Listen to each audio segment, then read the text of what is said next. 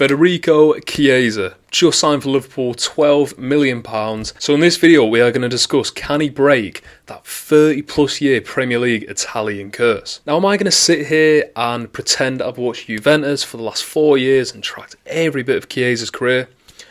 I'm going to do my best because I'm going to read all his stats and what's happened over the last few years and see if he can be one of the best players in the Premier League for the upcoming seasons. Let's just follow it back from, let's say, the Euros. The Euros is where Chiesa really broke onto the scene for the worldwide audience. He was fantastic at the 2020, it was in 2021, the Euros for Italy when they won against England. And then after that, he went back to Juventus, who he was actually on loan on at the time from Fiorentina. And he had a great season. Again, he scored 8 goals, he won the Coppa Italia, and it seemed like he was continuously progressing. He's one of the quickest wingers I've ever seen, really. He was so explosive, especially just in that Euros. Like I say, I haven't watched a lot of him at Juventus, but in that Euros, he was just rapid. And I think that's where the issues lie, because then we go into the 2021-22 season, and in the January of that season, he played Roma, and he ruptured his left ACL,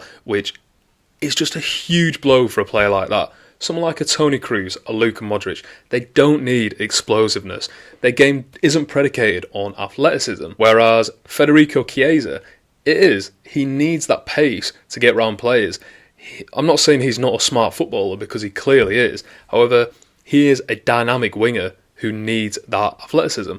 And when you do your ACL, that is your explosiveness completely decreased. And then countless athletes have said, when they rupture their ACL and they come back, that knee is actually probably stronger than the other one because they've done so much work on it. It's then a mental game, because when Chiesa's going down the wing and he's doing his little body feints, look at someone like a Jeremy Doku. He's so quick off the turn. When he does that little body feint, you can't touch him at all.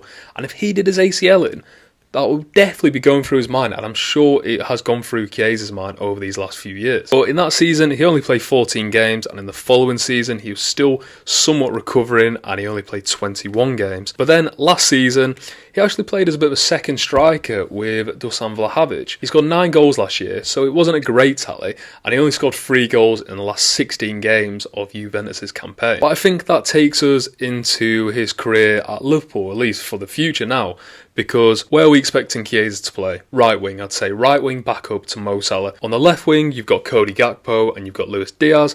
In striker, you've got Nunes, you've got Cody Gakpo again, and obviously you've got Jota, who is currently starting. But there's no backup for Mo Salah. And Mo Salah is maybe the most fittest athlete in football at the moment. He's still getting older, and he still needs someone behind him. And Chiesa, I think, could be that perfect player. But saying all of this, there does seem to be a bit of a curse in English football when bringing Italian players over. Let's just call it what it is. They haven't really adapted well. There's always exceptions to the rule. Gianfranco Zola, Paolo Di Canio, maybe even Jorginho for Chelsea and Arsenal. However, for the majority of them, they just haven't adapted well to the league. They've normally gone back to Italy. And why is that? Why does it seem like Italians can't adapt to the Premier League? Well, I think it's a few reasons in my opinion. I think early on, especially in the 80s and 90s, why did they need to come over to the Premier League? The best players were going to AC Milan, Juventus, Inter Milan. Why would they leave sometimes their hometown teams to then move to England in the 90s, a up-and-coming progressing league, because England had such a bad name for itself in especially the 80s and the 90s with hooliganism. And you can call it what you want. If I'm an Italian player and I'm seeing that over there, it's not too appealing. And then I think the other part is culture. I think Italians have such a rich culture that it seems to just be ingrained in them compared to some other countries. Maybe if I'm born in Rome, I'm going to live in Rome for the entirety of my life because I've been there as a tourist. It is maybe the best place I've ever been to. So I can imagine that Francesco Totti never wanted to leave there. Maldini never wanted to leave Milan. And if you're comparing it to England, which is probably a bit more of a melting pot than Italy, then the culture isn't so just ingrained in the lifestyle of all the people and all the players. And then finally, I think fit.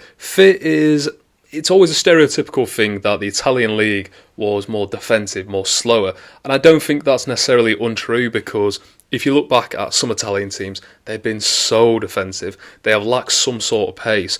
And I think if you do watch Italian football now, like I'll see it on the Champions League sometimes, it is a lot slower than a lot of the Premier League teams. And if you're comparing the top Italian teams like the Inter Milan, who have done well in Europe over the last few years, they are so much slower paced than Liverpool and Man City, Spurs and Arsenal. But saying that, Chiesa isn't a slow paced player. He is absolutely rapid. Regardless if he did his ACL in a few years ago, he is still so quick, as we could see it in the Euros this summer. It seems like Arne Slot wants versatile players in his squad. Seems like you want to be able to play multiple positions to basically fit in.